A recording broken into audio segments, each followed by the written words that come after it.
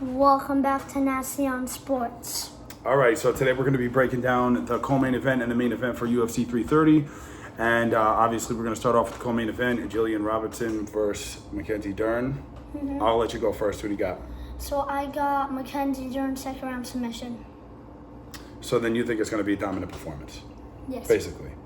Yeah, I'm taking Mackenzie Dern by third round TKO.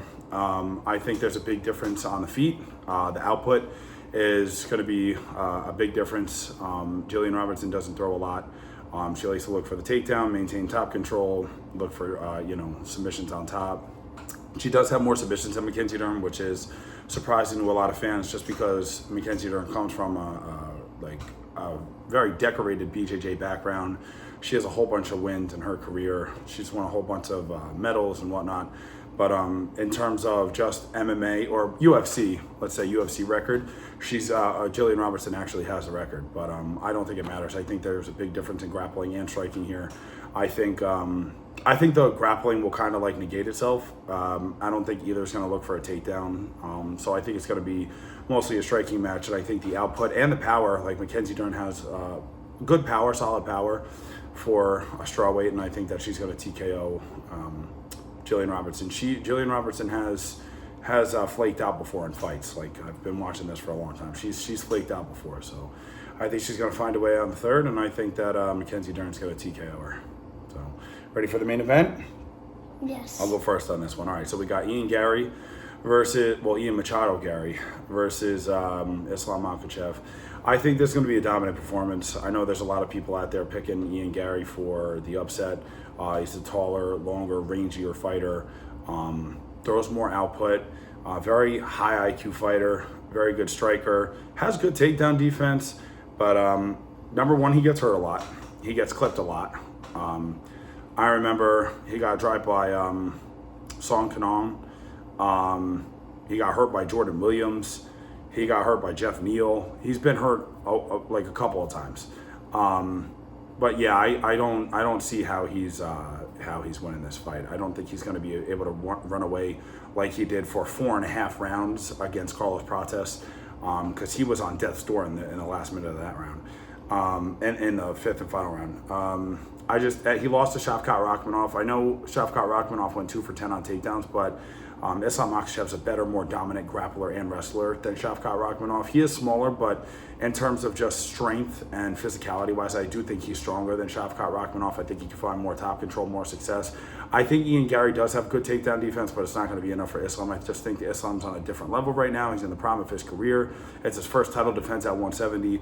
I think it's going to be a showcase fight for him. I'm going to go Islam by unanimous decision, kind of like the Jack Della Maddalena fight. I just think a lot of top control. I would say about 5 takedowns.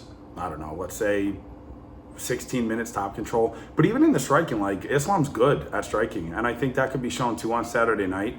Even if it's a kickboxing match, I think that wouldn't favor Islam as much. But I do think that he can hold his own. And I do think that he's going to win a unanimous decision. So either way, for me, I got Islam by unanimous decision. I got Islam Makhachev by fourth round submission. I think he's winning by Darce choke. It's really his special move out of all. He's got the best Darce choke in all of MMA. It's beautiful. Yeah, and pound for pound, the best fighter of all time. Yeah. Now, do you remember some of his wins and why he is the best pound for pound number one right now? He's beating Bobby Green, Alexander Volkanovski. Twice. He beat Arman Tsarukyan, but that was Arman Tsarukyan's debut. He beat Charles Oliveira. He did beat Jack Maddalena for the welterweight title. 5 rounds to 0. He was the double champ of lightweight and welterweight. But it's not like Islam's the best welterweight of all time, because he only had one fight at welterweight, and that was against Jack Maddalena. Right. He's not the best welterweight of all time, but I do think he is the best lightweight of all time. I think it's him and Khabib, which, of course, they're training partners and teammates and whatnot, but I do think that he's the best lightweight of all time for sure. If you have 2 wins over Volkanovski, granted Volkanovski's a 45er, but he's the best 145 pounder of all time. That first fight was razor close. The second fight, Volk took on short notice, dropped him with a head kick, knocked him out, submitted Charles Oliveira, submitted Dustin Poirier in the 5th and final round in Jersey. submitted Honoto Moicano in what, 3 minutes? I don't know if it was 3. Yeah, it might have been 3 minutes. But with a beautiful dart stroke, also submitted Dustin Poirier with a dart stroke. Finished Bobby Green in the first round. Not, and that's Bobby Green in what, 2021, I think that was. So that's when Bobby Green wasn't getting finished as much, and he just dismantled Bobby Green like that. So almost broke Dan Hooker's arm. I think he's easily the best lightweight of all time. I would have liked to have seen him versus Topuria at the White House, but whatever. So all right, I'll ask you this: if let's, because women's MMA can kind of be a little boring. Yeah. Let's just do this. If Ian Gary wins, should Islam Makhachev get an immediate rematch? Yes. Think so? Yes. You know why I say no? Because this is his first defense. It's his first defense at 170. Granted, he's the best 155-pounder of all time.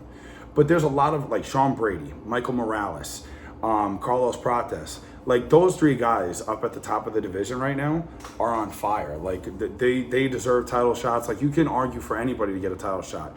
So I do think that they can, the company could give him a rematch, but we might not even be having this conversation coming on Sunday morning, because I think Islam's going to win either way. Yeah. But just in case. And also, let's just say Islam wins, okay? Yeah. Which we think is going to happen. Last question before we end this. Who should he face next? I don't know. I'll go first. I'll let you think of it, okay? Yeah.